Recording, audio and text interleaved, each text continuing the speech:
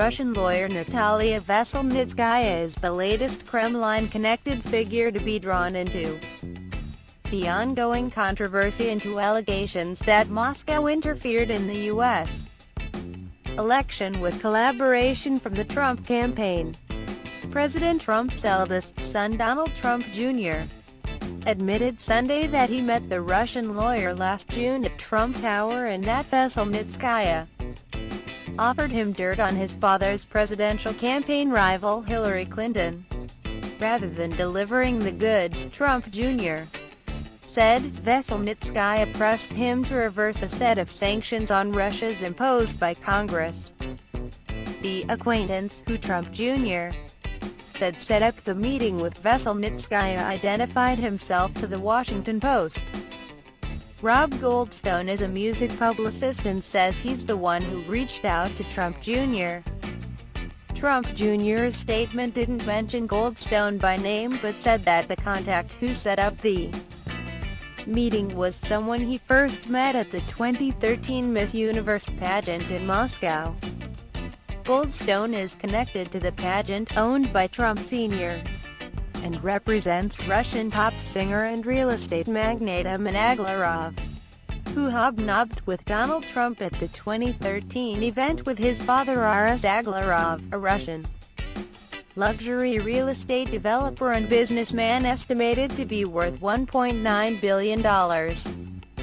Aglarov's father was given the Order of Honor of the Russian Federation in 2013 by President Vladimir Putin and claims the two were going to build a Trump Tower in Russia. The family is close to Putin's government, and Aras Aglarov set up a meeting between Donald Trump and Putin's former economy minister, Herman Gref, now CEO of Russia's state-controlled Sberbank PJSC, on Donald Trump's last visit to Moscow in November 2013. Goldstone said he set up the meeting between Veselnitskaya and Trump Jr. and was in the room. Trump Jr. confirmed that Trump campaign chairman Paul Manafort also attended, and President Trump's son-in-law Jared Kushner said he was there too. These are the circles in which Veselnitskaya does business. But who is she and why is she lobbying for Russia? After working in the Moscow prosecutor's office, the young, ambitious lawyer formed private legal firm Camerton Consulting in 2003. More than a decade later, in 2016, Veselnitskaya was working on a case defending Prevezin Holdings Limited, a company owned by Russian national Denis Katsev, whose father is vice president of state-owned Russian Railways and one of the wealthiest civil servants in Russia. In the U.S. District Court of the Southern District of New York, Veselnitskaya joined Katsev's team of lawyers to defend Katsev against a civil suit filed by the U.S. government in 2013 that was pursuing Prevezin over an elaborate tax refund fraud scheme that defrauded Russian taxpayers of approximately $230 million in United States dollars. In May, Prevezin settled the suit for nearly $6 million. The suit was brought under the 2012 Magnitsky Act, signed into law by Barack Obama in 2012, which allows the U.S. to seize the assets and visas of corrupt officials. The act was named for Sergei Magnitsky, the Russian accountant and lawyer who originally uncovered the Russian tax fraud to drain hundreds of millions of dollars from the Russian treasury and into officials' pockets. Magnitsky died in Moscow's Buturka prison in 2009 after being beaten and tortured all the way. Russian state autopsy refuted this. Russian President Vladimir Putin called its passage an outrageous act just days after it was signed. "We took it as that American lawmakers want us to show everyone who's the boss," Putin said later that year when he retaliated by banning Americans from adopting Russian children. Veselnitskaya has been instrumental in rewriting the history of Sergei Magnitsky and fighting against laws that fight Russian corruption in his name.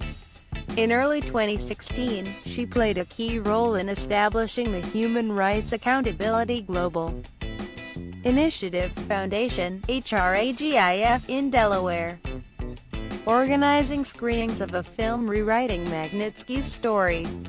Prevezon Holdings is allegedly behind HRAGIF's lobbying efforts.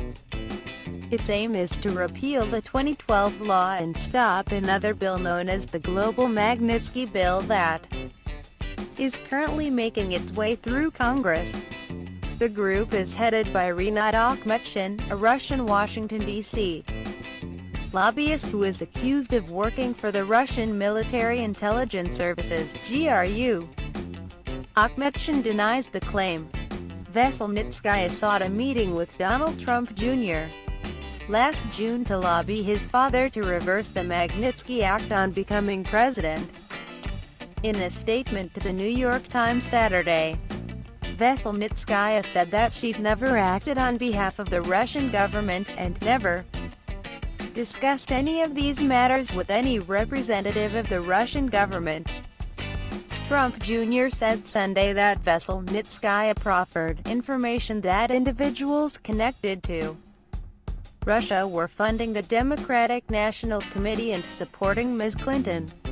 No details or supporting information was provided or even offered, he said. We have learned from both our own investigation and public reports that the participants in the meeting misrepresented who they were and who they worked for. Mark Corral, a spokesperson for President Trump's lawyer Mark Kasowitz, told NBC last Saturday.